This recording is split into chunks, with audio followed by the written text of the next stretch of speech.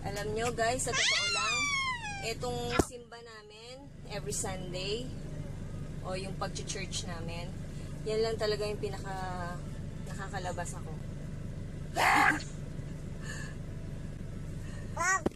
Sa totoo lang, ayaw ni Lester na nagme-makeup ako, pero feeling ko dahil nakikita niya na yun yung parang nagiging hilig ko ngayon, ayaw nila nagme-makeup ako. Mas gusto nila mag-makeup. Ang pangit ko ba pag may makeup? Imbis na gumanda ba, pumapangit? Ewan ko, siguro gusto nila yung simple lang. Ayun. So, mamaya i-update namin kayo pagbalik namin, no? Oh, no, Yam. Ang tagal naman ni Daddy. Ayun na. This is the confidence we have in opposing God. That if we ask anything according to His will, sabi ko nga, according to His will, He hears us. Kapag nakalangin ka according to His will, He hears us.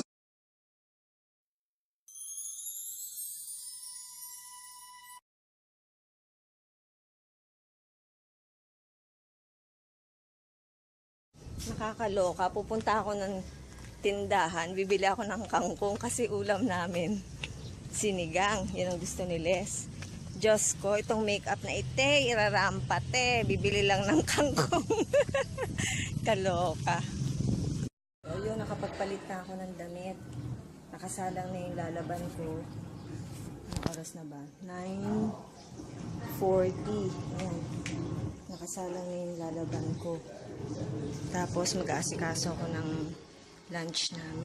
Update nga lang pala guys, naalala ko yung tungkol dun sa relief goods na binigay nung isang kakandidato. Ito yung baboy. So, sa tingin ko meron tong 2 kilo. Ito Ayan. May halo siyang ito, buto-buto yan. Pero malaman naman siya. Ito pa yung isa. Pinaghati ko into 2. Kasi hindi namin pwedeng iluto yung 1 kilo. Sobra sa amin yon. Tapos ito, binubuhod ko na yung merong laman. Itatabi ko siya sa freezer, pang gisa-gisa. Tapos ayun pa yung laman. Naglinis ako ng ref namin Ito yung mga old stock namin sa ref. Yan, liempo, tsaka kita ng manok. Ayan. So, may kasama yung bigas. Ito. Ayan yung bigas. So, sa tingin ko mga 2 kilo yan. Nabasa lang yung konti, kaya inano namin parang binilad.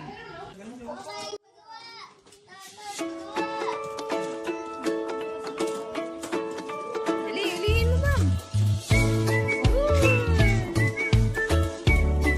Wala na.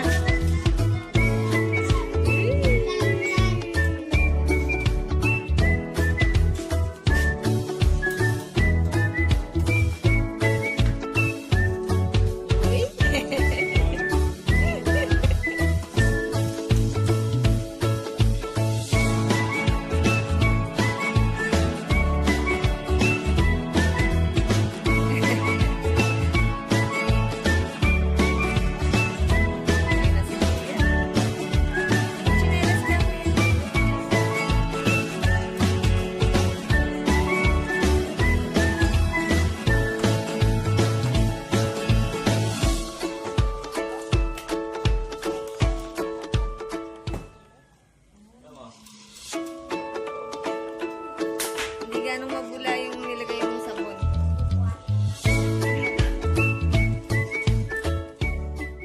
Oh, ganun.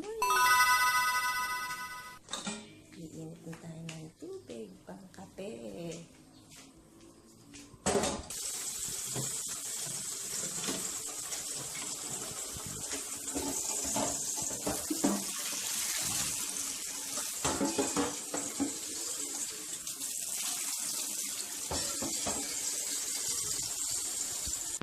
Medyo tinanghali kami ng gising.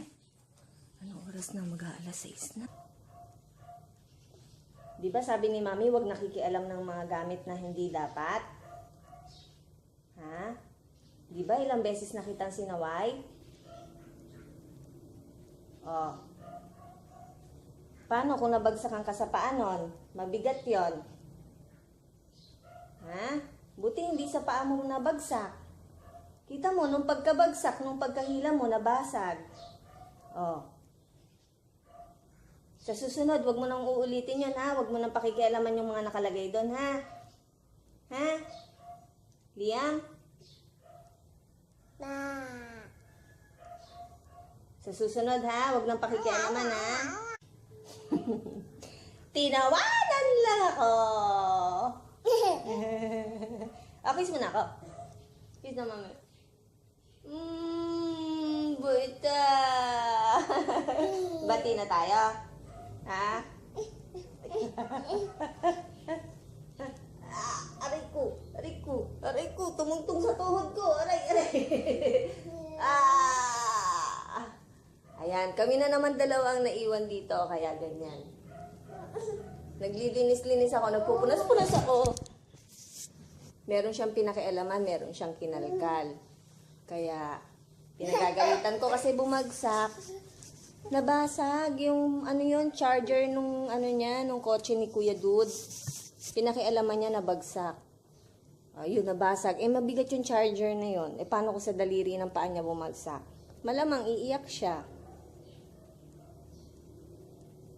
Na.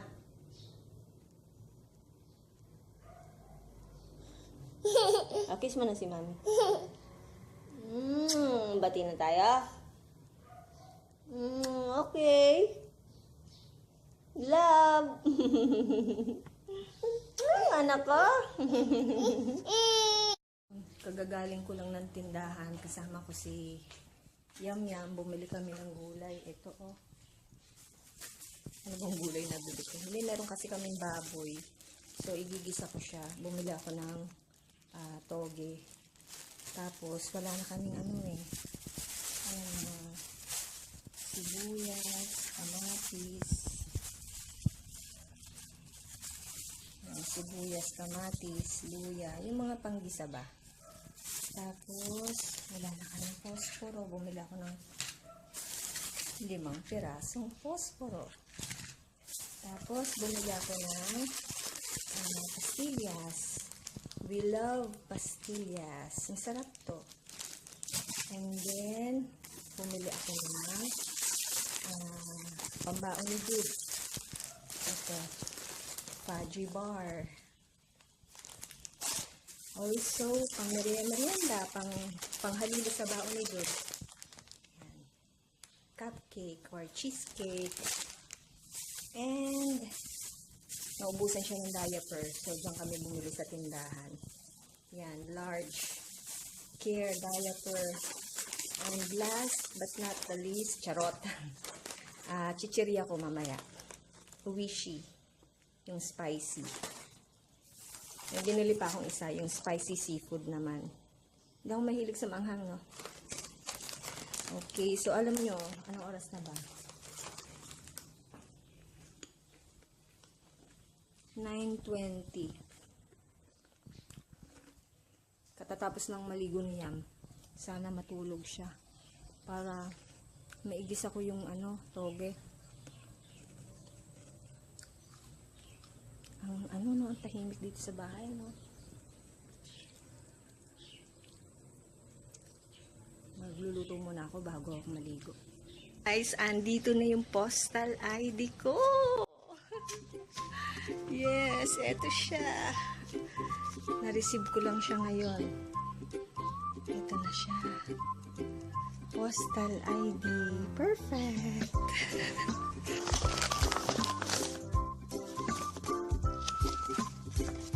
Ayun.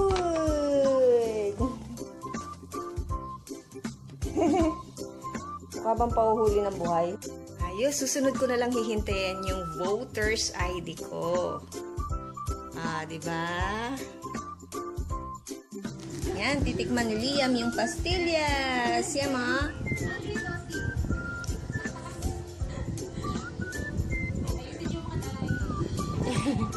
Kagat.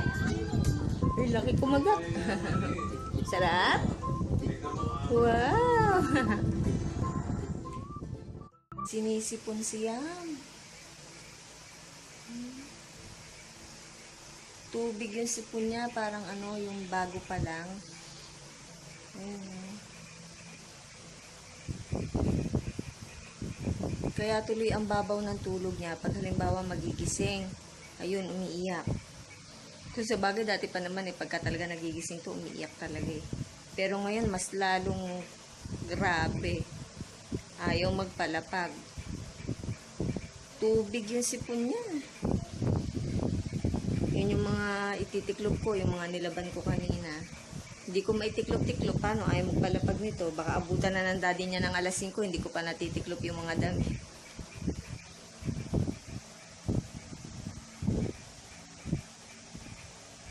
Maalala ko nga pala yung relief goods na binigay.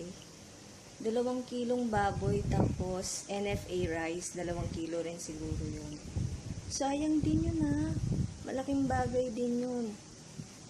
Sa hirap ng buhay ngayon, andyan, kung hindi ko binigay yun dun sa kapitbahay namin at inuna ko, hiya ko, wala.